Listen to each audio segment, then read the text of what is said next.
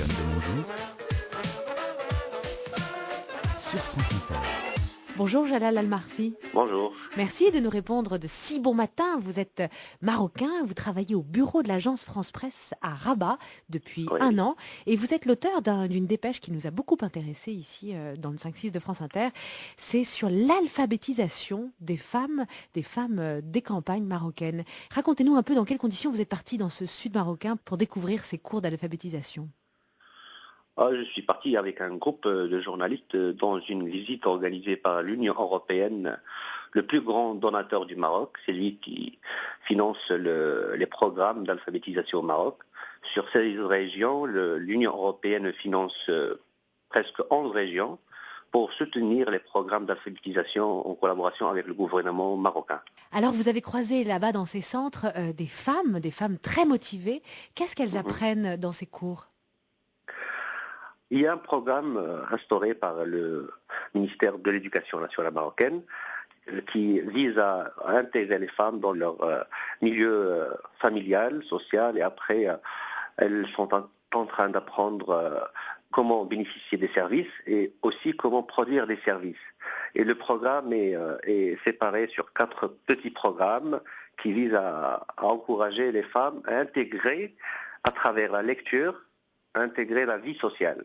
À quoi ressemble une classe typique de ces académies régionales ? C'est une classe très simple où il y a des femmes marocaines de 60 à 20 ans, à 18 ans, qui n'ont jamais écrit ni lu. Ils sont là avec leur vestimentaire local, des djellabas, après une longue journée, ils viennent peut-être avec leurs enfants, dans une ambiance familiale, dans un petit village ou dans une petite commune.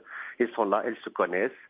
Ils sont intégrés parce que simplement les formatrices et les formateurs se connaissent et souvent ça se passe dans un centre géré par une association locale. Ça veut dire c'est la famille qui se rassemble pour apprendre. Ce sont des formateurs marocains engagés par des associations ou parfois des volontaires qui ne sont pas tout le temps bien payés. C'est environ les 600, 700 euros pour la classe l'année. C'est pas grande chose. Pour l'année. Si le formateur, par exemple, a 4 ou 5 classes, il aura ses 100 euros, 150 euros maximum le mois. Donc c'est pas beaucoup.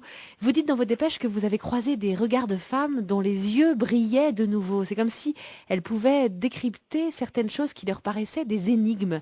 Vous avez senti qu'il y avait une grande ardeur à apprendre la lecture auprès de ces femmes ? Quand je suis devant une femme qui a 60 ans ou 50 ans et qui retranscrit le mot écrit sur le grand tableau noir, elle le fait avec grand sourire. Elle est heureuse, elle fait l'effort avec ses petits doigts, ses doigts qui sont fatigués à cause du travail de la longue journée. Ils le font avec un enthousiasme incroyable. Moi, je suis journaliste, je suis fatigué fin de journée, je cherche à rentrer chez moi. J'ai même pas envie d'écrire ou d'apprendre autre chose. Et là, une femme qui travaille dans le champ avec son mari toute la journée, elle est là l'après-midi vers 16h, 17h, 18h, pour passer 1 heure à écrire et à apprendre. Ça demande beaucoup de courage et de volonté.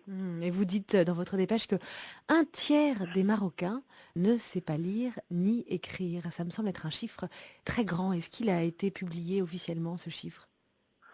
Oui, normalement, ce chiffre est publié dans la loi de finances de 2013, la loi de finances marocaine. Ça pèse beaucoup sur l'économie marocaine. Ça consomme 1,5 du PIB national. Et ce qui rend les choses plus difficiles, c'est que quelques secteurs économiques comme l'agriculture ne participent pas dans l'appui de ces programmes d'alphabétisation. Par exemple, si on prend l'agriculture, on trouve qu'il y a 50% d'alphabétisation. C'est un taux incroyable. En plus, Ça veut dire qu'un agriculteur sur 2 ne sait pas lire ni écrire. Oui. En plus, le Maroc mise sur l'agriculture pour appuyer son économie. Et là, on trouve 50% d'agriculteurs qui sont analphabètes et ça pose problème pour l'économie marocaine, pour l'État et pour cet agriculteur lui-même. Bon, le chiffre est en recul parce que dans votre dépêche, vous dites qu'on est passé en 10 ans de 43% d'analphabètes à près de 30%.